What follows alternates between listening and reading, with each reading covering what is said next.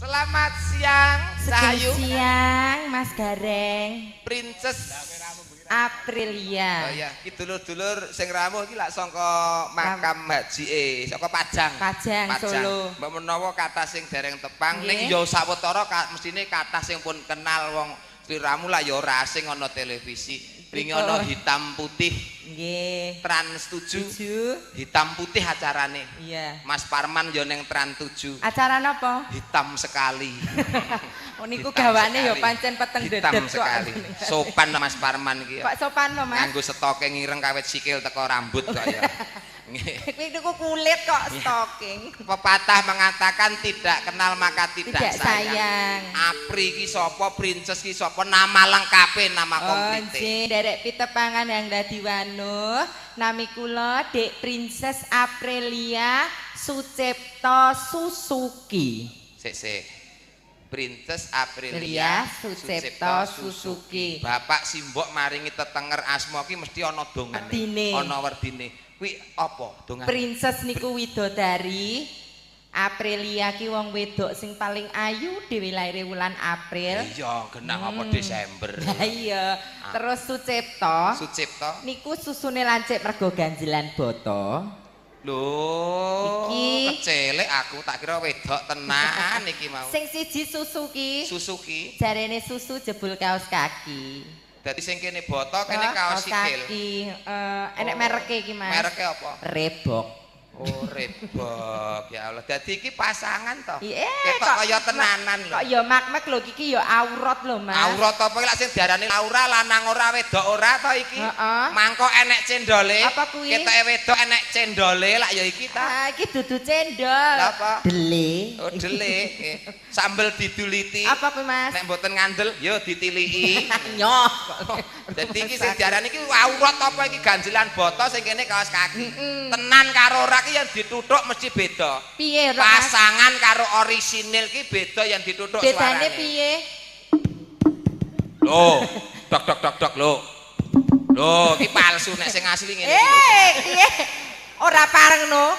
Ora kena dites nek ngono. Tak kon utuk dhewe iki. Sing asli ngono kuwi. Maneman mike no. Laura ya Allah. Dadi casinge Pak Bu, dulur saking Pajang. Nek diperiksani weteng munggah niki kaya Lydia Kandu. Weteng munggah kaya Lydia Nek Kandu. weteng mudhun niki kaya Ahmad Albar pun persis niki ya Allah. Ya aku. Wong ki kabeh ning alam donya bakal ora enek. Nggih. Mbuh lanang mbuh wedok. Iya. Nek lanang ki mesti disiarke ning masjid almarhum. Yen wedok mesti almarhumah. Terus nek banci ki siarke piye? Lah apa, Mas? Apa siarke masjid telah meninggal aluminium apa ya ngono. Kok aluminium lho. Nek aku sok nek upama aku dipundhut, aku mati to, Mas. Aku aja didusi ya. Lho nang apa? Aku isin. Wong dadi mayat kok isin ki? Kok enggak nggo dolanan? Sing penting ku aja serik karo aku. Lah ngapa? Kok nek kowe ngantek serik karo aku, ngantek tembus ning batinku, mongko matine dhisik aku, terus kowe njaluk ngapura, kowe lagi ndodok ning kuburanku, kowe lagi ndodok tak jambak pokoke kowe tenan kowe. Kok wong mati kok iso jambak? Tak jambak rasane ngono maksude. Ya Allah niki kondang Pak Bu, Trans 7 ya. Nggih. Niki nembe mawon nek riyen pun kondang wonten televisi jadi pengisi iklan. Iklan apa, Mas? Iklan apa sih? Dari Sabang sampai Merauke. Oh iya, terus Dari gunung hingga ke lautan, Indonesia tanah airku, Terus? sodomi seleraku. Indomie kok sodomi. Apa kae? Indomie. Oh Indomie ta. Kuwi kira ciak wingking. Oh kae wong karo pasudan dadi ra tak krungu aku. Aku. Niki senengane nyanyi Pak Bu, niki nek adus kalih kula men nggih nyanyi kok. Piye? Atine iki wedok ndredile lanang. Dadi nek nyanyi ngoten ngangge sabun niku nyanyi Ayu Ting Ting. Kemana di mana? Rada muda. Mengapa bareng tekan kene ini apa? Iki yo nyaruwus ae. Waloyo. Kok maloya lho. Jenenge sapa? Mukidi. Oh Mukidi. Ya. Nggone sapa kae wis dijenengke? Sapa? Nggone rondo anyaran dijenengke. Ini Mbak Eka apa? Eka Pertiwi. Kok wis pertiwi lho. Nggone niki kan diganti jenenge. Apa, Mas? Mincu. Kene ngaturke lagu Reng Gareng. Nggon aku ki ora mung tak ganti jeneng, ning tak tulisi. Wih, Tulisi. Tak tulisi ada lowongan. Wah. Nggih, kowe ngleboni lowongan apa ora, Mas? Gak, wong kono rawani aku. Lah Arep nyapa? ngleboni kono rawani. Wong kono nek nganggo rok iki rok sepanduk kok. Kok Rok rok sepanduk spanduk? kolam renang. Kayak kene nek tulisane awas kedalaman 350 meter lah mudarno aku. Lah gepeno aku. Ndak jerune. Edan kok. Gak. Tos panglipur, Mas. Ngaturke lagu-lagu. Ya. Tembange apa? Komplit. Waduh, untune dibegeli. Wena. Iki ben ora selonjor ngono lho. Tanggaku tukane begel 2 kilo terus dicor. Begel. Iki nek ora atas saran dokter, anjuran dokter, petunjuk dokter bahaya. Bahaya bener, Tanggaku Mas. tau nganggo ngono kuwi keslilitan mati. Lah, gur keslilitane kok mati. Sak cagake, sak renge, sak gendenge, sak usuke. Kuwi ketiban ora kesliliten. Slendro, Mas. Nano nano nano. Mono.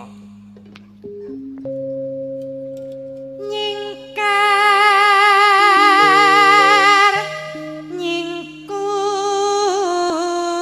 nyingkur. Ya Allah, ya Allah, ya Allah. Ki Apa lho? umpamane saka kadowan ngrungokke tip tok ngono.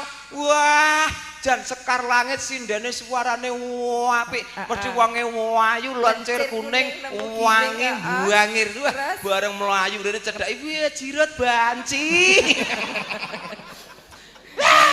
Renak pangan, renak pangan. Inilah mengatasi masalah tanpa masalah. Pergi ke Pegadaian, banci. Ya. Apik suarane. Nyingkar nyingkur wiwitane nyingkar nyingkur. Stop. Stop. Stop. Ya. Stop. Genti suara lanang. Uklik. Radio niku potensione ten ngarep nggih. Niki nek lak wedok niki yen lanang. Lah, mengke nek batune entek gantine teng mriki. Ya, suara lanang uklik. Lho. Asline jenengmu sapa ta KTP? Panut. Oh alah not. Suara panut. Ya. Lingsem yen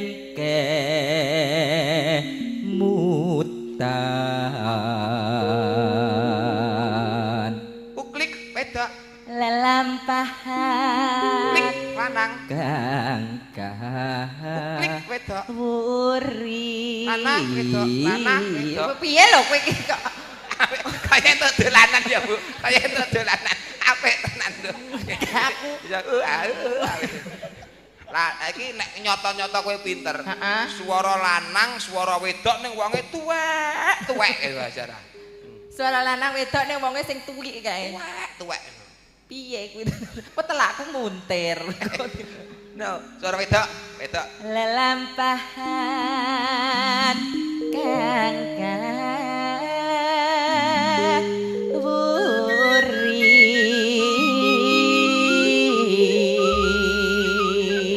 wuri ngapa lo Mas Menghadap ke sana ben ketok ngon syuting madhepe rono. Madhep. Ya Allah, gegere dibatik ya Allah.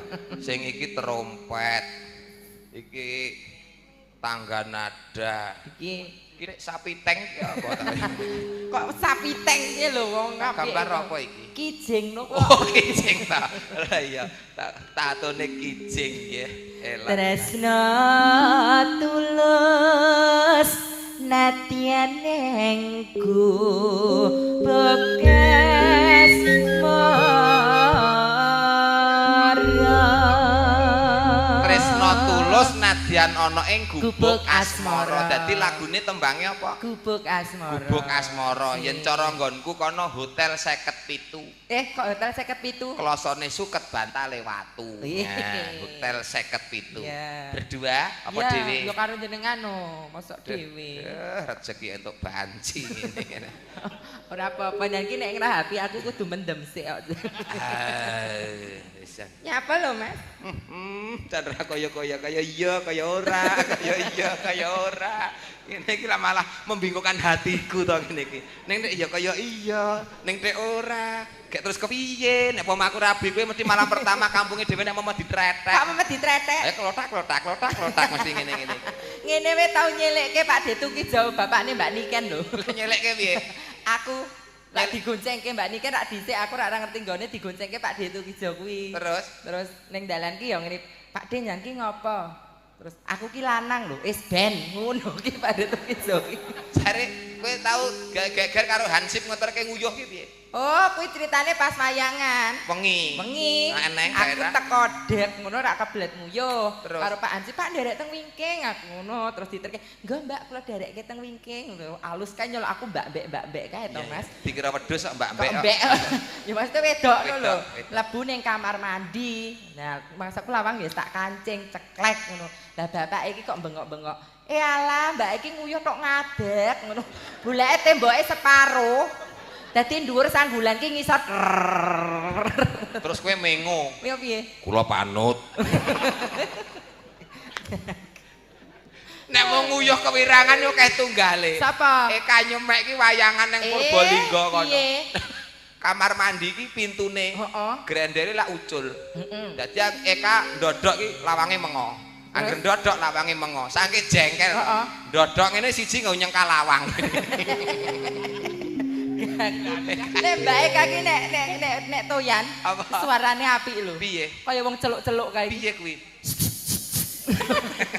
Kowe ki ra ngono. Lah piye? Jaman kalian awake dhewe ke lho, kanggo ning Ponorogo ke lho.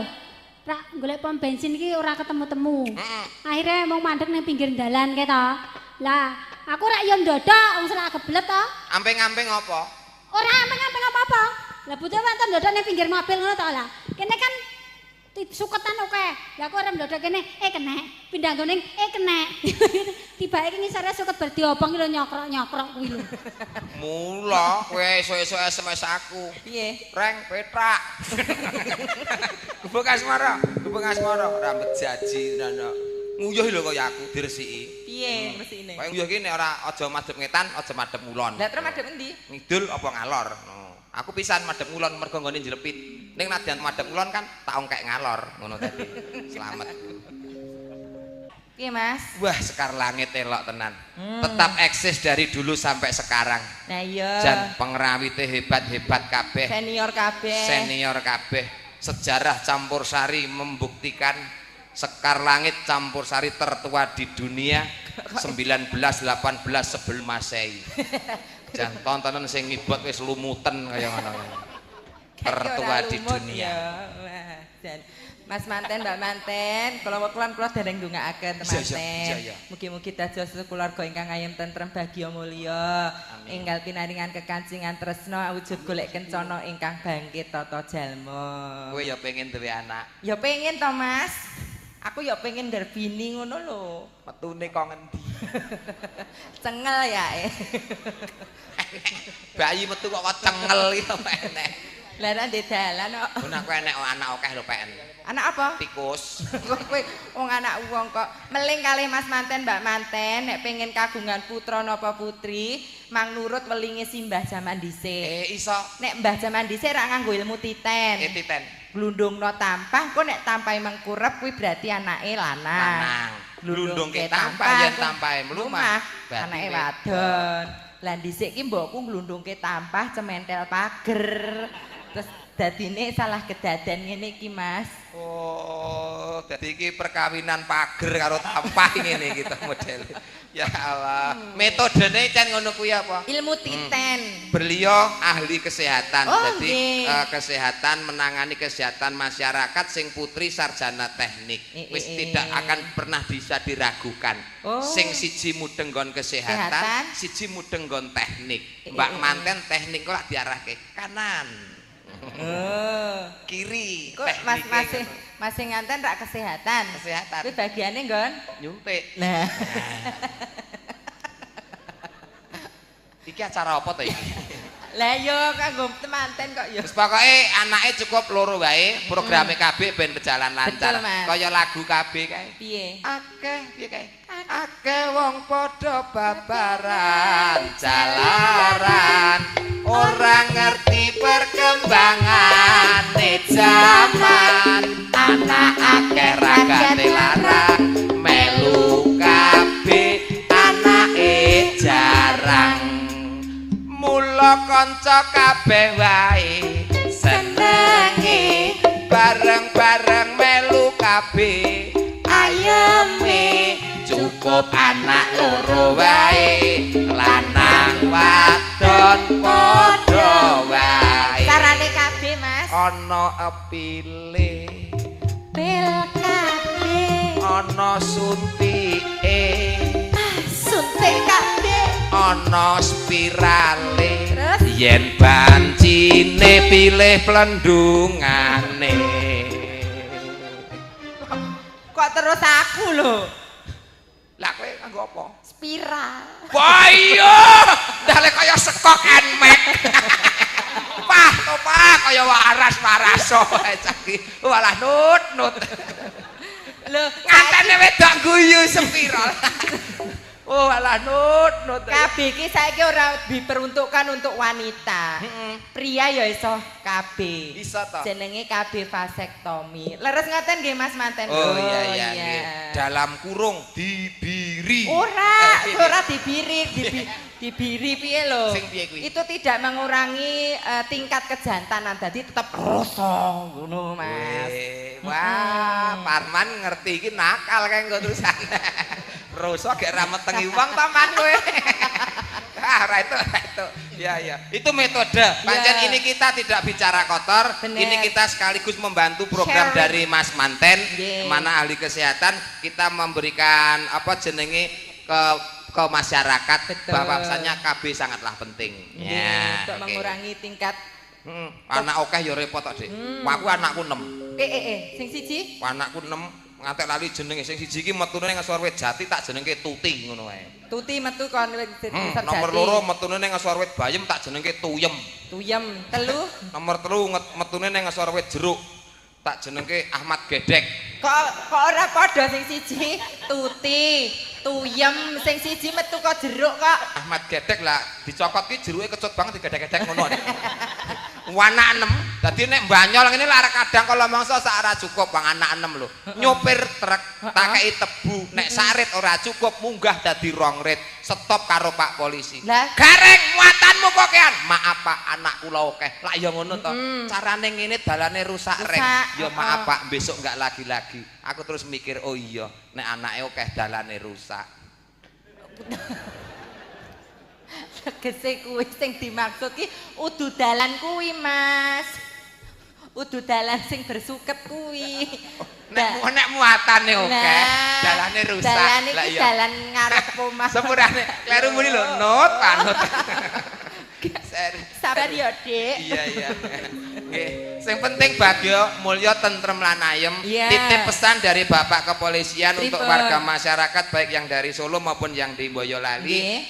Tahun mengatakan tahun politik. Marilah boleh kita beda penemu ning aja padha padu, beda pilihan ning aja padha rusak sing bebrayan. Kita harus tetap guyub dan rukun. Boleh arep tahun politik monggo wong yang memang itu harus terjadi agenda tahunan 5 tahun sekali ya toh. Sing penting seduluran, guyub, rukun, gotong royong, kebersamaan. Ngaten nggih. Aja kaya nggonku, Nduk. Ndek jenengan piye? Nggonku wis genting masangin iki masa pilihan wis genting tenan. Wah, piye lho? Wong lanang ra entuk metu lho wengi lho. Lah ngapa? Wong lanang metu nguyuh mengi jam 10 mesti dicekel. Lah ngapa Dek dicekel ki? Oh lah iki. Sing kono wis jarak. Ra cekel ya kocar kacir. Bleber. Anu miku mati. Mas, miku stroke. Kok mik stroke blajengke ya, Mas? Ya. Aku pak kowe. Jeneng anu. Ya, kowe cagak mik ya. Caketan sakjroning ati. Tatan ukur atan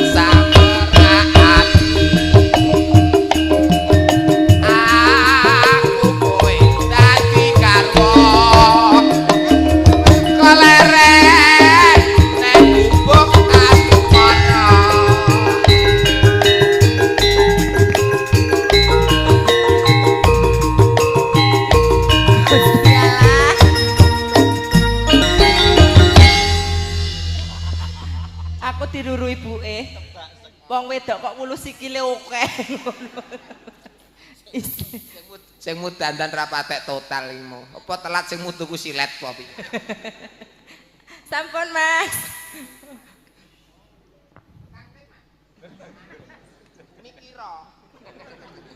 Matur suwun, nggih ganti mixik. Sawanipun Mbak Apri Princess sedulur kula Pangandaliworo. Tak sudi, taksih laju kanca-kanca Sekar Langit. Oh langsung dulu ya.